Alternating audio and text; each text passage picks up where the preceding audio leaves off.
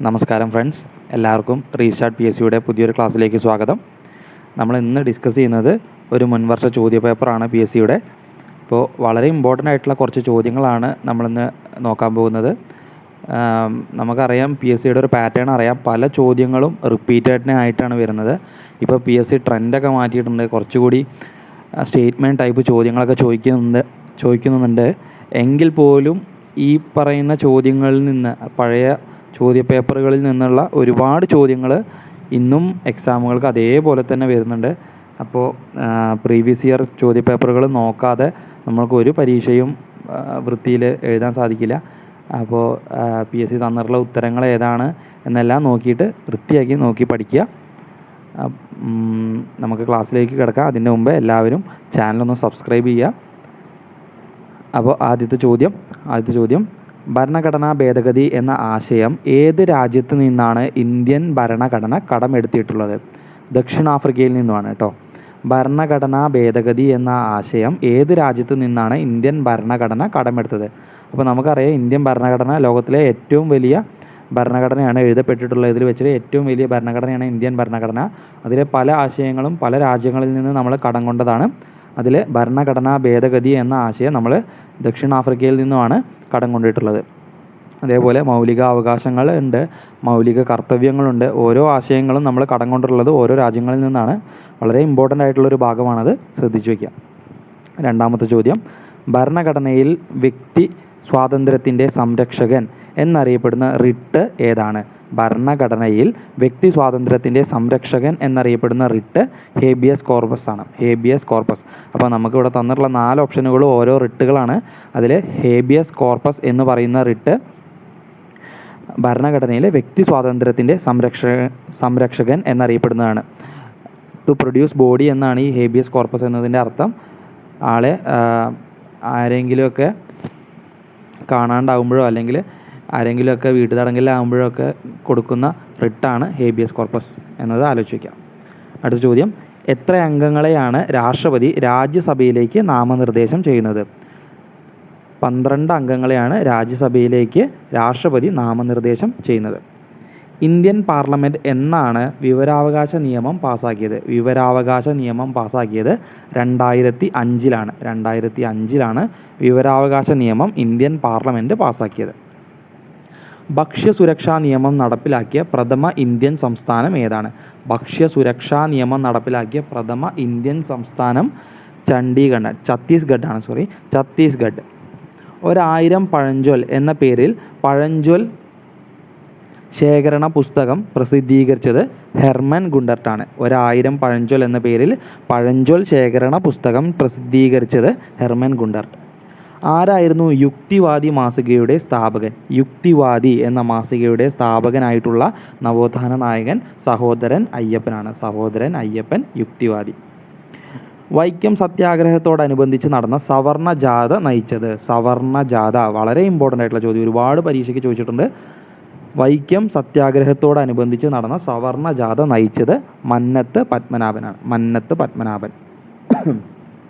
അടുത്ത ചോദ്യം, സ്വദേശാഭിമാനി പത്രത്തിൻ്റെ സ്ഥാപകൻ ആര്? സ്വദേശാഭിമാനി പത്രത്തിൻ്റെ സ്ഥാപകൻ വക്കം അബ്ദുൾ ഖാദർ മൗലവി. വക്കം അബ്ദുൾ ഖാദർ മൗലവി.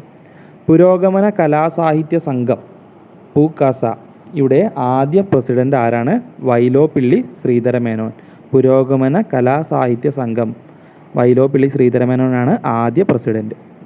ഇന്ത്യയിൽ ഹൈക്കോടതി ജഡ്ജിയായ ആദ്യ വനിത ആരാണ്?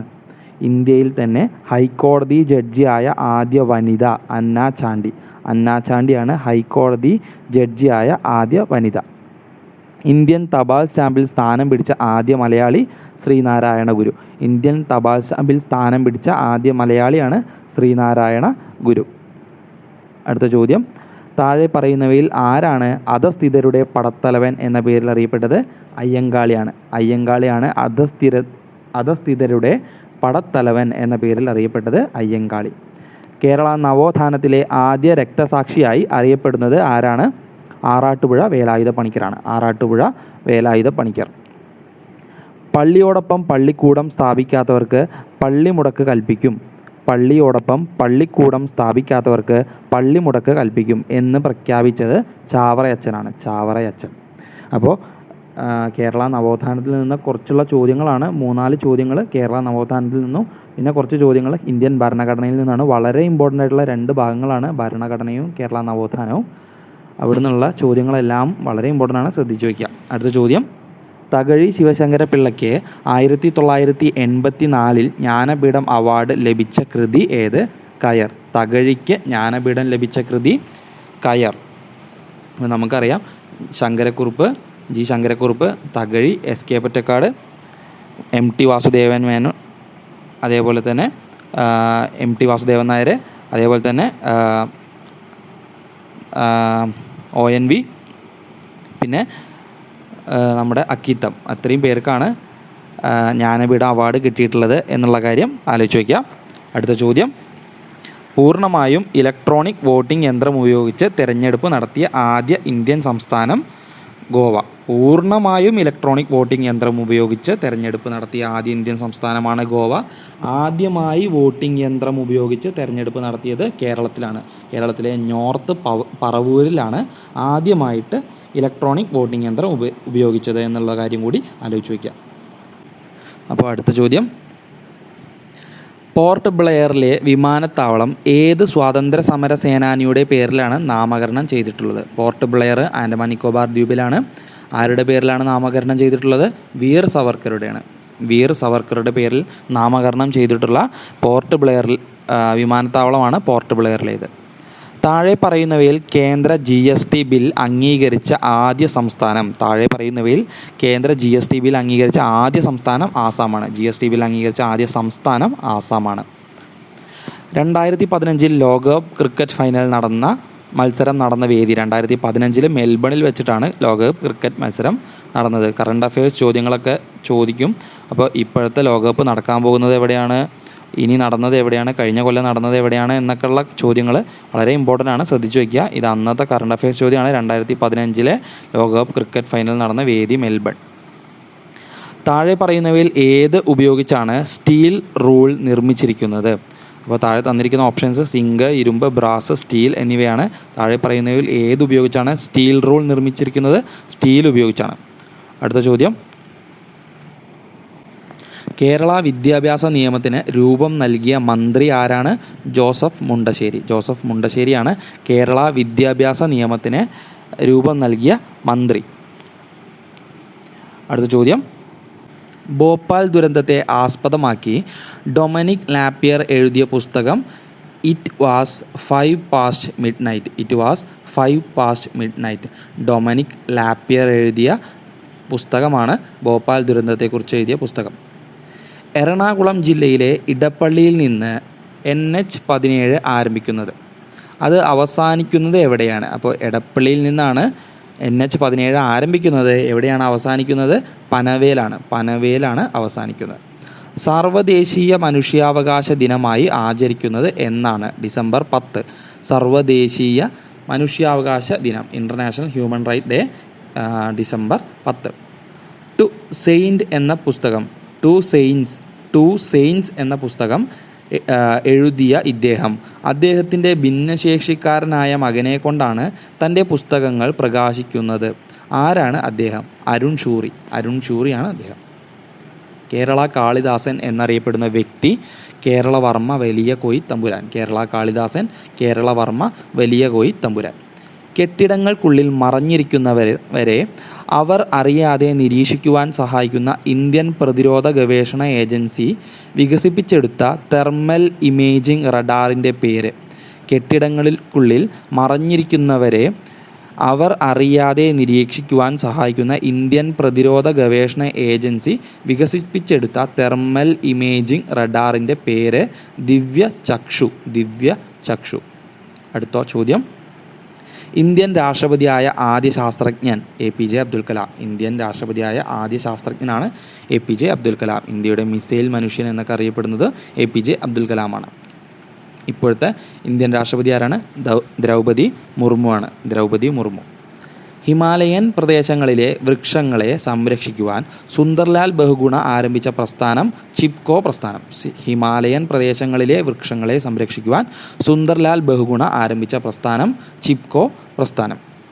ഇന്ത്യൻ അസ്വസ്ഥതയുടെ പിതാവ് എന്നറിയപ്പെടുന്ന സ്വാതന്ത്ര്യ സമര സേനാനി. ഇന്ത്യൻ അസ്വസ്ഥതയുടെ പിതാവ് എന്നറിയപ്പെടുന്ന സ്വാതന്ത്ര്യ സമര സേനാനി ബാലഗംഗാധര തിലക്. ബാലഗംഗാധര തിലകാണ് ഇന്ത്യൻ അസ്വസ്ഥതയുടെ പിതാവ് എന്നറിയപ്പെടുന്ന സ്വാതന്ത്ര്യ സമര സേനാനി. ഇന്ത്യ എൻ്റെ രാജ്യമാണ് എന്ന് തുടങ്ങുന്ന പ്രതിജ്ഞ ഇന്ത്യയുടെ ദേശീയ പ്രതിജ്ഞയായി പ്രഖ്യാപിച്ചത് 1965 ജനുവരി 26-നാണ്. ഇന്ത്യ എൻ്റെ രാജ്യമാണ് എന്ന് തുടങ്ങുന്ന പ്രതിജ്ഞ ഇന്ത്യൻ ദേശീയ പ്രതിജ്ഞയായി പ്രഖ്യാപിച്ചത് 1965 ജനുവരി 26-ന്. കേരളത്തിലെ നവീന ശിലായുഗ കേന്ദ്രം ഇടയ്ക്കൽ. കേരളത്തിലെ നവീന ശിലായുഗ കേന്ദ്രമാണ് ഇടയ്ക്കൽ. GST എന്ന ചുരുക്കപ്പേരിൽ അറിയപ്പെടുന്ന ചരക്കു സേവന നികുതി ഇന്ത്യയിൽ നടപ്പിലായത്. GST ഇന്ത്യയിൽ നടപ്പിലാക്കിയത് എന്ന് മുതലാണ്? 2017 ജൂലൈ 1. 2017 ജൂലൈ 1 മുതൽ. ആദ്യത്തെ സുപ്രീം കോടതി chief justice HJ Kania. HJ കനിയാണ് ആദ്യത്തെ സുപ്രീം കോടതി ചീഫ് ജസ്റ്റിസ്. സാമ്പത്തിക ശാസ്ത്രത്തിൽ നോബൽ സമ്മാനം നേടിയ ഇന്ത്യക്കാരൻ അമർത്യ സെൻ. സാമ്പത്തിക ശാസ്ത്രത്തിൽ നോബൽ സമ്മാനം നേടിയ ഇന്ത്യക്കാരനാണ് അമർത്യ സെൻ. അടുത്ത ചോദ്യം, ആസൂത്രണ കമ്മീഷനു പകരം നിലവിൽ വന്ന പ്രസ്ഥാനം ആണ് നീതി ആയോഗ്. ആസൂത്രണ കമ്മീഷനു പകരം നിലവിൽ വന്ന പ്രസ്ഥാനമാണ് നീതി ആയോഗ്. എന്നാണ് ഇത് നിലവിൽ വന്നത്? നീതി ആയോഗ് നിലവിൽ വന്നത് 2015 ജനുവരി 1-ന്. 2015 ജനുവരി 1. നീതി ആയോഗിൻ്റെ ആദ്യത്തെ അധ്യക്ഷൻ നരേന്ദ്രമോദിയാണ്. എന്നും അത് പ്രധാനമന്ത്രി ആയിരിക്കും. ആരാണോ പ്രധാനമന്ത്രി അദ്ദേഹം ആയിരിക്കും നീതി ആയോഗിൻ്റെ അധ്യക്ഷനായിട്ടുണ്ടാവുക. ഭരണഘടനാപരമായി പരിഹാരം കാണുവാനുള്ള അവകാശത്തെ ഇന്ത്യൻ ഭരണഘടനയുടെ ആത്മാവും ഹൃദയവുമാണെന്ന് പറഞ്ഞത് ഡോക്ടർ BR അംബേദ്കർ. ഭരണഘടനാപരമായി പരിഹാരം കാണുവാനുള്ള അവകാശത്തെ ഇന്ത്യൻ ഭരണഘടനയുടെ ആത്മാവും ഹൃദയവുമാണെന്ന് പറഞ്ഞത് ഡോക്ടർ BR അംബേദ്കർ. ബ്രിട്ടീഷ് ഇന്ത്യയിലെ നീലം കർഷകരുടെ ദുരിതം വിവരിക്കുന്ന നാടകം ദി നീലദർപ്പൺ. ബ്രിട്ടീഷ് ഇന്ത്യയിലെ നീലം കർഷകരുടെ ദുരിതം വിവരിക്കുന്ന നാടകം ദി നീലദർപ്പൺ. ഇന്ത്യൻ ദേശീയ പ്രസ്ഥാനത്തിൻ്റെ നഴ്സറി എന്നറിയപ്പെടുന്ന സംസ്ഥാനം ബംഗാൾ. ഇന്ത്യൻ ദേശീയ പ്രസ്ഥാനത്തിൻ്റെ നഴ്സറി എന്നറിയപ്പെടുന്ന സംസ്ഥാനം ബംഗാൾ. അതിർത്തി ഗാന്ധി എന്നറിയപ്പെടുന്നത് ഖാൻ അബ്ദുൾ ഗാഫർ ഖാൻ. അതിർത്തി ഗാന്ധി എന്നറിയപ്പെടുന്നത് ഖാൻ അബ്ദുൾ ഗാഫർ ഖാൻ. ഗാന്ധിജിയുടെ ദക്ഷിണാഫ്രിക്കയിലെ ജീവിതാനുഭവങ്ങൾ ചിത്രീകരിക്കുന്ന സിനിമയാണ് മേക്കിംഗ് ഓഫ് മഹാത്മാ. ആരാണ് ഇതിൻ്റെ സംവിധായകൻ? ശ്യാം ബെനഗൽ. ശ്യാം ബെനഗൽ സംവിധാനം ചെയ്ത ഗാന്ധിജിയുടെ ജീവിതാനുഭവങ്ങൾ പങ്കുവയ്ക്കുന്ന ചിത്രമാണ് മേക്കിംഗ് ഓഫ് മഹാത്മാ. ദക്ഷിണാഫ്രിക്കയിലെ ഗാന്ധിജിയുടെ ജീവിതാനുഭവങ്ങളാണ് ഈ സിനിമയിൽ ചിത്രീകരിക്കുന്നത്. നയി താലിം ആര് വിഭാവനം ചെയ്ത വിദ്യാഭ്യാസ പദ്ധതിയാണ്? ഗാന്ധിജിയാണ്. നയി താലിം പിന്നെ വാർധാ പദ്ധതി, ഈ രണ്ടെണ്ണം ഗാന്ധിജി വിഭാവനം ചെയ്ത വിദ്യാഭ്യാസ പദ്ധതിയാണ്. പഞ്ചശീല തത്വങ്ങളിൽ ഒപ്പിട്ട ഇന്ത്യൻ പ്രധാനമന്ത്രി ജവഹർലാൽ നെഹ്റു. ജവഹർലാൽ നെഹ്റുവാണ് പഞ്ചശീല തത്വങ്ങളിൽ ഒപ്പിട്ടത്. പഴശ്ശിരാജയെക്കുറിച്ച് എഴുതിയ പുസ്തകമാണ് കേരള സിംഹം. ആരാണ് ഇത് എഴുതിയത്? കേരള സിംഹം എന്ന പുസ്തകം എഴുതിയത് സർദാർ KM പണിക്കർ. സർദാർ KM പണിക്കർ. കണ്ടൽ ചെടി സംരക്ഷണത്തിലൂടെ പ്രസിദ്ധനായ കേരളീയൻ കല്ലേൽ പൊക്കുടൻ. കണ്ടൽ ചെടി സംരക്ഷണത്തിലൂടെ പ്രസിദ്ധനായ കേരളീയൻ കല്ലേൽ പൊക്കുടൻ. വാസ്തുവിദ്യാ മേഖലയിലെ ഗാന്ധിജി എന്നറിയപ്പെട്ടത് Larry Baker. 2017 Asian athletic meet നടന്ന സ്ഥലം ഭുവനേശ്വർ. 2017 ഏഷ്യൻ അത്ലറ്റിക് മീറ്റ് നടന്നത് ഭുവനേശ്വർ. ഇന്ത്യൻ സ്പോർട്സിൻ്റെ ഗോൾഡൻ ഗേൾ എന്നറിയപ്പെടുന്നത് PT ഉഷ. ഇന്ത്യൻ സ്പോർട്സിൻ്റെ ഗോൾഡൻ ഗേൾ എന്നറിയപ്പെടുന്നത് PT ഉഷ. ലോകത്തിലെ ആദ്യ സമ്പൂർണ്ണ സൗരോർജ്ജ വിമാനത്താവളം കൊച്ചിൻ അന്താരാഷ്ട്ര വിമാനത്താവളം നെടുമ്പാശ്ശേരി. ലോകത്തിലെ ആദ്യ സമ്പൂർണ്ണ സൗരോർജ്ജ വിമാനത്താവളം കൊച്ചിൻ അന്താരാഷ്ട്ര വിമാനത്താവളം. ഇന്ത്യയിൽ തന്നെ ആദ്യമായിട്ട് ജനപങ്കാളിത്തത്തോടെ നിർമ്മിച്ച വിമാനത്താവളമാണ് കൊച്ചിൻ അന്താരാഷ്ട്ര വിമാനത്താവളം. അടുത്ത ചോദ്യം, മധ്യകാല ഇന്ത്യയിലെ ആദ്യത്തെയും അവസാനത്തെയുമായ വനിതാ ഭരണാധികാരി സുൽത്താന റസിയ. സുൽത്താനേറ്റ് കാലഘട്ടത്തിലുള്ള ആദ്യത്തെ വനിതാ ഭരണാധികാരിയാണ് സുൽത്താന റസിയ. അടുത്ത ചോദ്യം, കറൻസി നോട്ട് ഇന്ത്യയിൽ ആദ്യമായി പ്രിൻ്റ് ചെയ്തത് ഷേർഷാ സൂരിയാണ്. ഷേർഷാ സൂരി. കറൻസി നോട്ട് ഇന്ത്യയിൽ ആദ്യമായി പ്രിൻ്റ് ചെയ്തത് ഷേർഷാ സൂരി. അടുത്ത ചോദ്യം, അഷ്ടപ്രധാൻ എന്ന മന്ത്രിസഭ ഏത് രാജവംശവുമായി ബന്ധപ്പെട്ടതാണ്? മറാത്ത രാജവംശം. അഷ്ടപ്രധാൻ എന്ന മന്ത്രിസഭ മറാത്ത രാജവംശവുമായി ബന്ധപ്പെട്ടതാണ്. മലയാളത്തിലെ ആദ്യത്തെ സമ്പൂർണ്ണ ഗ്രന്ഥം സംക്ഷേപ വേദാർത്ഥം. മലയാളത്തിലെ ആദ്യത്തെ സമ്പൂർണ്ണ ഗ്രന്ഥം സംക്ഷേപ വേദാർത്ഥം. അടുത്ത ചോദ്യം, ദില്ലി ചലോ എന്ന മുദ്രാവാക്യം ഉയർത്തിയത് സുഭാഷ് ചന്ദ്രബോസ്. ദില്ലി ചലോ എന്ന മുദ്രാവാക്യം സുഭാഷ് ചന്ദ്രബോസാണ് ഉയർത്തിയത്. ട്രായ് ശുപാർശ അനുസരിച്ച് പോലീസ്, ഫയർഫോഴ്സ്, ആംബുലൻസ് എന്നിവയ്ക്ക് ഇന്ത്യയിലാകമാനം നിലവിൽ വന്ന പൊതു നമ്പർ 112. ട്രായ് ശുപാർശ അനുസരിച്ച് പോലീസ്, ഫയർഫോഴ്സ്, ആംബുലൻസ് എന്നിവയ്ക്ക് ഇന്ത്യയിലാകമാനം നിലവിൽ വന്ന പൊതു നമ്പറാണ് 112, 112. ഇന്ത്യൻ പത്രങ്ങളുടെ വിമോചകൻ എന്നറിയപ്പെട്ടത് ചാൾസ് മെറ്റ്കാഫ് ആണ്. Charles Metcalfe. അന്താരാഷ്ട്ര വേദിയിൽ ഇന്ത്യയുടെ ത്രിവർണ്ണ പതാക ആദ്യമായി ഉയർത്തിയത് മാഡം ഭിക്കാച്ചി ഗാമ. മാഡം ഭിക്കാച്ചി ഗാമയാണ് ആദ്യമായി അന്താരാഷ്ട്ര വേദിയിൽ ഇന്ത്യൻ ത്രിവർണ്ണ പതാക ഉയർത്തിയത്. ഇന്നത്തെ ത്രിവർണ്ണ പതാകയല്ല അത്, അതിലൊരു 8 താമരയൊക്കെയാണ് ഉണ്ടായിരുന്നത് എന്നുള്ള കാര്യം ആലോചിച്ച് വയ്ക്കാം. പ്രച്ഛന്ന ബുദ്ധൻ എന്നറിയപ്പെടുന്ന മഹാൻ ശങ്കരാചാര്യർ. പ്രച്ഛന്ന ബുദ്ധൻ എന്നറിയപ്പെടുന്നത് ശങ്കരാചാര്യർ. ഇന്ത്യയുടെ ഭരണം ബ്രിട്ടീഷ് ഈസ്റ്റ് ഇന്ത്യ കമ്പനിയിൽ നിന്ന് ബ്രിട്ടീഷ് പാർലമെൻറ്റ് ഏറ്റെടുത്തത് 1857-ലാണ്. 1857-ലാണ് ഇന്ത്യയുടെ ഭരണം ബ്രിട്ടീഷ് ഈസ്റ്റ് ഇന്ത്യ കമ്പനിയിൽ നിന്ന് ബ്രിട്ടീഷ് പാർലമെൻറ്റ് ഏറ്റെടുത്തത്. ഇന്ത്യയുടെ വന്ധ്യവയോധികൻ എന്നറിയപ്പെടുന്ന മഹാൻ ദാദാഭായ് നവറോജി. ഇന്ത്യയുടെ വന്ധ്യവയോധികൻ ദാദാഭായ് നവറോജി. ചൂർണി എന്നറിയപ്പെട്ട നദിയുടെ ഇന്നത്തെ പേര് പെരിയാർ. കേരളത്തിലെ ഏറ്റവും വലിയ നദിയായ പെരിയാറാണ് ചൂർണി എന്നറിയപ്പെടുന്നത്. കേരളത്തിൻ്റെ ജീവരേഖ എന്നെല്ലാം അറിയപ്പെടുന്ന നദിയാണ് പെരിയാർ.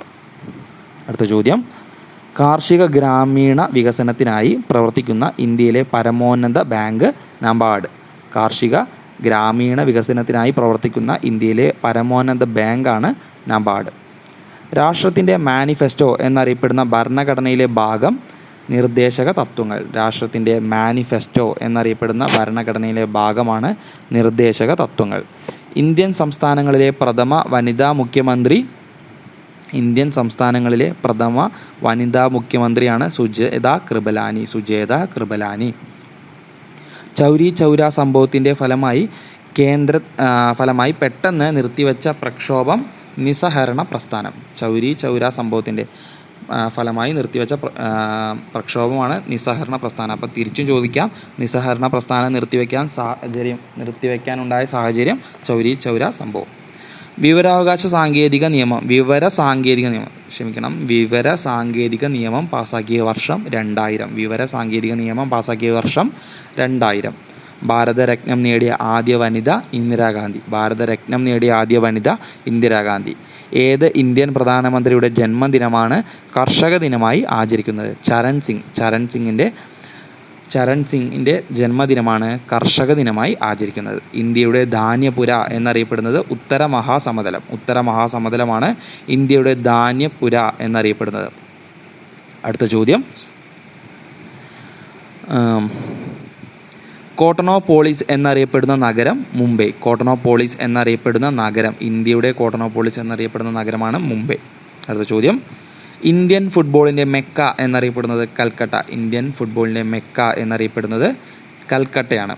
അടുത്ത ചോദ്യം, കൽപ്പന ചൗള സഞ്ചരിക്കുന്ന ശൂന്യാകാശ വാഹനത്തിൻ്റെ പേര്. കൊളംബിയ. ഗ്രീനിച്ച് സമയം കൃത്യമായി കാണിക്കുന്ന ഉപകരണം ഉപകരണമാണ് ക്രോണോമീറ്റർ. ഇന്ത്യയുടെ തെക്കേ അറ്റം ഇന്ദിരാ പോയിന്റ്. ഇന്ത്യയുടെ വടക്കേ അറ്റം ഇന്ദിരാകോൾ. ഇന്ത്യയിൽ അവസാനം രൂപം കൊണ്ട സംസ്ഥാനം തെലുങ്കാന. സൂര്യോദയവും അസ്തമയവും കാണാവുന്ന സ്ഥലം കന്യാകുമാരി. ഇന്ത്യയിൽ എത്ര സമയമേഖലകളുണ്ട്? ഒരു സമയമേഖലയാണ് ഇന്ത്യയിലുള്ളത്, ഒരു സമയമേഖല. ദക്ഷിണ ഭോജൻ എന്നറിയപ്പെടുന്ന രാജാവ് സ്വാതി തിരുനാൾ. 1936 പട്ടിണി ജാഥയ്ക്ക് നേതൃത്വം നൽകിയത് AK ഗോപാലൻ. 1936 നേതൃത്വം നൽകിയത് AK ഗോപാലൻ. ആഗസ്റ്റ് 15 ഇന്ത്യയെ കൂടാതെ മറ്റൊരു രാജ്യവും സ്വാതന്ത്ര്യ ദിനമായി ആചരിക്കുന്നു. ആ രാജ്യം ഏതാണ്? ദക്ഷിണ കൊറിയ. പാകിസ്ഥാൻ്റെ സ്വാതന്ത്ര്യദിനം ആഗസ്റ്റ് 14 ഇന്ത്യയുടെ സ്വാതന്ത്ര്യദിനം ആഗസ്റ്റ് 15. അന്ന് തന്നെയാണ് ദക്ഷിണ കൊറിയയും സ്വാതന്ത്ര്യ ദിനമായി ആചരിക്കുന്നത്. അപ്പോൾ ഏകദേശം 100ഓളം ചോദ്യങ്ങൾ നമ്മളിന്ന് ഡിസ്കസ് ചെയ്തിട്ടുണ്ട്. മുന്നത്തെ ചോദ്യ പേപ്പറുകളിൽ നിന്നുള്ള പ്രധാനപ്പെട്ട GK ചോദ്യങ്ങളാണ് നമ്മളിവിടെ ഡിസ്കസ് ചെയ്തിട്ടുള്ളത്. എല്ലാവരും കേട്ട് പഠിക്കാൻ ശ്രമിക്കുക. അപ്പോൾ വീണ്ടും പുതിയൊരു വീഡിയോ ആയിട്ട് വരാം. അതുവരേക്കും താങ്ക് യു.